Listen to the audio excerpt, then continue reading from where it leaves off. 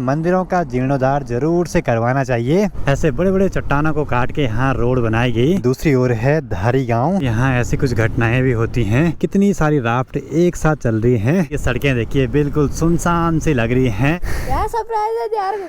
आज भी सुबह के 9 बजे जैसे बाहर निकले तो आज बाहर का माहौल कुछ ऐसा है।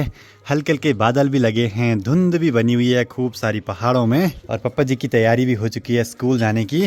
और साथ ही आज ये मशीन भी वापसी करनी है जिसने बहुत काम चलाया हमारा यहाँ। तो सबसे पहले आप सभी को मेरा प्यार भरा नमस्कार। मेरा नाम है आलोक राणा और स्वागत है आप सभी का देवभूमि उत्तराखंड के इन खूबसूरत पहाड़ों से। और आज मुझे एक जरूरी काम से जाना है देहरादून।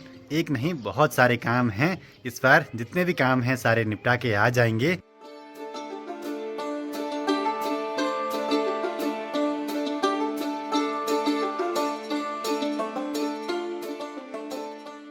बाकी घर पे तो कल इतने काम हुए, यहाँ सीढ़ियाँ वगैरह डाली, रास्ता भी लगभग बन चुका है। अब इसके बाद अगला स्टेप है खिड़की दरवाजे तैयार होते ही उनकी फिटिंग का। तो उनकी फिटिंग के लिए भी काफ़ी कुछ सामान लेना है। और अपनी जो हार्ड डिस्क है सबसे मेन, उसको रिप्लेस करने के लिए जाना है। और हो सकता है अपने लिए SSD वगैरह खरीद लूँ देहरादून से। बाकी माँ भी निकल पड़ी हैं परवाड़ी वाले घर तक।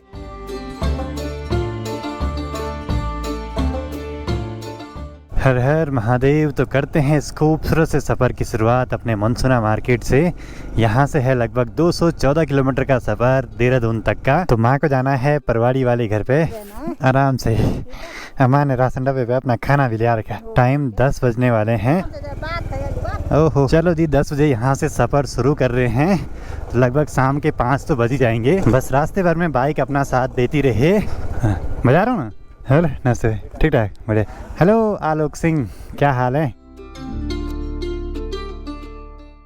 ठीक ठाक बढ़िया। कब आए? तो एक बार जरा मिस्त्रियों से भी मिल लेते हैं आगे बढ़ने से पहले। देखते हैं कितना काम हुआ। 2-3 दिन में मैं भी वापसी आ जाऊंगा। 1-2 दिनों में खिड़की दरवाजे भी बन के तैयार हो जाएंगे। और उनके लिए जो भी सामान चाहिए होगा वो मुझे ले आना पड़ेगा फटाफट से। सुबह के टाइम पे यहाँ ऊखीमठ में भी खूब सारी चहल पहल बनी रहती है। हाँ हाँ आलोक ही हूँ। आपसे मिलने आ रही थी। अच्छा कहाँ से आप? अच्छा हाँ हाँ। और सबसे ज्यादा अपने व्यूअर्स आते हैं मिलने के लिए यात्रा के दौरान। और यहाँ से राइट का रास्ता है ओमकारेश्वर मंदिर ऊखीमठ के लिए। और सर्दियों में अगर बाबा केदारनाथ जी के दर्शन करने हैं तो आप ओमकारेश्वर मंदिर ऊखीमठ में आ सकते हैं। चलो जी पहुँच चुके हैं कुंड के पुल के पास में। बाकी यहाँ पे नए पुल का काम लगातार जारी है। कुछ समय में बनके तैयार भी हो जाएगा। केदारनाथ धाम के कपाट क्लोज होने के बाद इन रास्तों पे भी गाड़ियाँ कम ही चलती हैं। और मानसून के टाइम पे यहाँ सड़कें कुछ ऐसी टूट जाती हैं भाई, बड़ी खतरनाक सी। साल 2013 की आपदा से पहले यहाँ पे एक मार्केट हुआ करता था। नदी ने पूरा मार्केट ही अपने साथ बहा दिया है। कपाट क्लोज होने के बाद ये सड़कें देखिए बिल्कुल सुनसान सी लग रही हैं। जगह जगह पे देखिए गाड़ियों में चेकिंग वगैरह चल रही है। इन जगहों पे देखिए पहाड़ पे पूरी फेंसिंग करके अब शायद इसके बाद ऊपर से कंक्रीट वगैरह डाला जाएगा। अब जैसे जैसे मैं नीचे की ओर बढ़ रहा हूँ तो ठंड कम होती जा रही है लेकिन धुंध बढ़ती जा रही है लगातार। रुद्रप्रयाग बाईपास वाले रूट पे इस जगह का नाम है जवाड़ी। तो आप लोग भी दर्शन कीजिए दो पवित्र सी नदियों के इस संगम के। मंदाकिनी नदी केदारनाथ घाटी से, अलकनंदा नदी श्री बद्रीनाथ घाटी से। और इस सामने रुद्रप्रयाग मार्केट का नज़ारा। अभी पूरी धुंध लगी है तो नज़ारे उतने क्लियर नहीं हैं। बाकी इन जगहों पे यात्रा के दौरान बहुत सारी दुकानें खुली रहती हैं। एक और हेल्प कर देते हैं। ये क्यों? देखते हैं आज के दिन पे हम कितने लोगों को लिफ्ट दे पाते हैं। इस जगह का नाम है नरकोटा। और यहाँ पे देखिए बड़ी बड़ी टनल बनी हुई हैं। और पहले इस जगह पे ढाबे वगैरह हुआ करते थे लेकिन अब सब चले गया है रेलवे में। तो कुछ समय के बाद ट्रेन जाएगी ऋषिकेश से कर्णप्रयाग तक। बाकी यहाँ पे बड़ा सा पुल बन रहा था और सामने वाला हिस्सा ही टूट गया पुल का बनते बनते। देहरादून अब यहाँ से मात्र 166 किलोमीटर की दूरी पे। और इस वाले रूट पे लगातार गाड़ियाँ चल रही हैं क्योंकि श्री बद्रीनाथ धाम के कपाट अभी खुले हैं 17 तारीख तक। ये पहुंचे हम सिरोबगढ़ में। और यहाँ पे ना ऊपर से लगातार पत्थर गिरते रहते हैं। कुछ चट्टानें कमज़ोर होने की वजह से और ऊपर कुछ जानवर भी रहते हैं। बस अब यहाँ से पौड़ी जिला स्टार्ट हो गया है। कुछ दूरी तक पौड़ी जिले की सीमा में हमको चलना है। सफ़र में आगे बढ़ते हुए अभी कलियासौड़ में पहुँचे हैं। यहाँ से प्रवेश द्वार है माँ धारी देवी के मंदिर का। तो दूर से ही आप लोग भी दर्शन कीजिए माँ धारी देवी के मंदिर के। बाकी मंदिर के ठीक सामने दूसरी ओर है धारी गाँव। और वो वाला गांव है टिहरी गढ़वाल में, और नदी के इस ओर हम हैं पौड़ी गढ़वाल की सीमा में। बाकी मंदिर के नीचे इस बड़ी सी लेक में यहाँ देखिए बोटिंग वगैरह भी कर रहे हैं लोग आराम से। सही भी है, मंदिर में दर्शन के साथ साथ लोग बोटिंग का आनंद भी ले रहे हैं। जब भी इस रूट पे आना होता है तो माँ धारी देवी के मंदिर के पास में ज़रूर से रुकना होता है, दर्शन भी हो जाते हैं और आसपास का माहौल भी देखने को मिल जाता है। तो एक और सवारी मिल चुके हैं फरासू गांव तक। तो इस गांव का नाम है फरासू। आराम से उतर, आराम से, आराम है।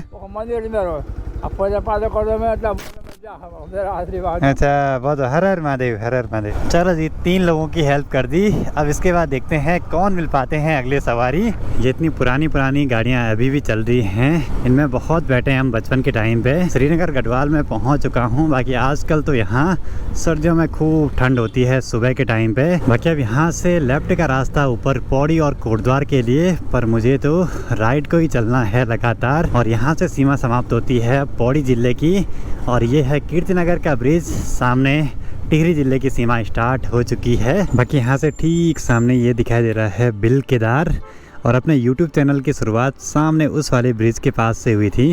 बाकी स्टार्टिंग के दिनों में यहीं आसपास की जगहों की वीडियोस हैं मेरे चैनल पे, और लास्ट टाइम मैं यहाँ से राइट वाले रूट पे गया था यमुनोत्री धाम के लिए, लेकिन आज मुझे ऋषिकेश हरिद्वार वाले इस रूट पे आगे को बढ़ना है। ये ट्रक देखो गुजरात, राजस्थान इन जगहों से आ रखे हैं, और इनमें बड़े बड़े से पार्ट रखे हुए हैं, शायद रेलवे वालों का होगा या फिर पुल वालों का। और आगे बढ़ते हुए अभी मुलिया गांव में पहुंचा हूं। लंच का टाइम भी हो चुका है, तो एक बार लंच वगैरह कर ही देते हैं। प्रणाम, बहुत बढ़िया। चलो जी, हाँ मुलिया गाँव में स्वादिष्ट से लंच का आनंद लिया। दिन के करीब 1:30 भी बज चुके हैं। धीरे धीरे निकल पड़ते हैं आगे के सफर पे। और इन जगहों पे ना मानसून के टाइम पे बड़ा भयंकर सा लैंडस्लाइड भी होता है। मुलिया गांव से देवप्रयाग की ओर आगे बढ़ते हुए ठीक सामने वाली पहाड़ी पे कुछ घर दिखाई दे रहे हैं पुराने ज़माने के। बीच में एक मंदिर भी है।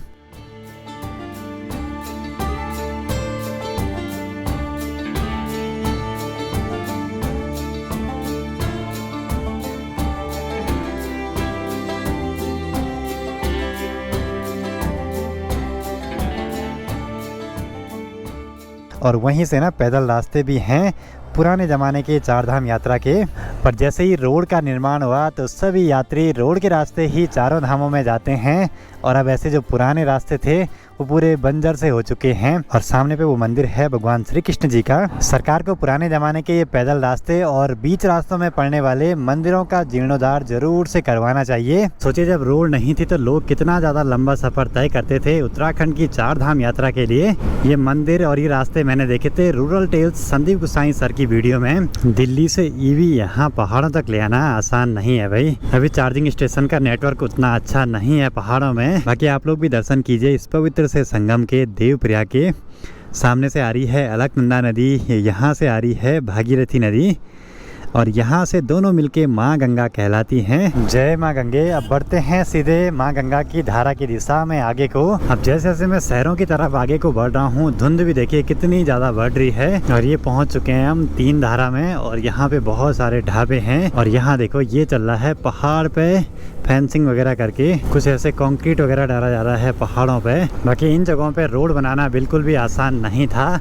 ऐसे बड़े बड़े चट्टानों को काट के यहाँ रोड बनाई गई। 3 धारा के बाद ब्यासी भी एक ऐसी जगह है जहाँ पे खूब सारे ढाबे वगैरह हैं। बरसात जाते ही राफ्टिंग का सीजन फिर से हो गया है शुरू। खूब सारी राफ्ट आ रखी हैं यहाँ पे। अब तो सैटरडे संडे यहाँ खूब सारी भीड़ लगी रहती है राफ्टिंग वालों की। माँ गंगा नदी में कितनी सारी राफ्ट एक साथ चल रही हैं। पर एक चीज है, चारों ओर के नज़ारे बिल्कुल नहीं दिख रहे हैं, इतनी धुंध बढ़ गई है।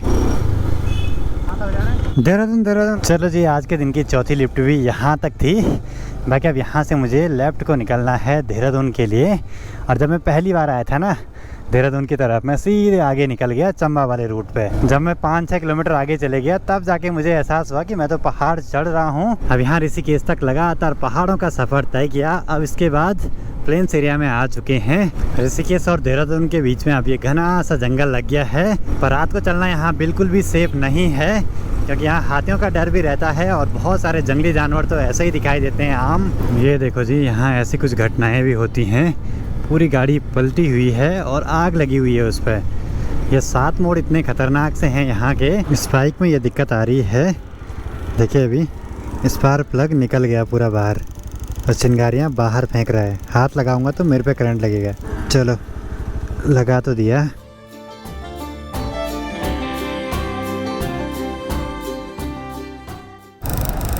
देखिए कितना तेज करंट बाहर आ रहा है इस पे। कहीं पेट्रोल ने पकड़ लिया ना, दिक्कत हो जाएगी फिर। सनसेट भी बस होने ही वाला है। यहाँ पे घर तो पूरा बदला हुआ है, कलर चेंज हो गया पूरे घर का। प्रणाम प्रणाम प्रणाम, कैसे हो? बढ़िया। क्या सरप्राइज है यार? आज भी तेरे को पता ही नहीं था? यार ऐसा ही होता है। बिल्कुल। पढ़ तो पढ़, ट्यूशन पढ़ा ना। जैसे मैं सनसेट देखने के लिए छत पे आया तब तक सामने सूरज चले गया है क्षितिज के उस पार।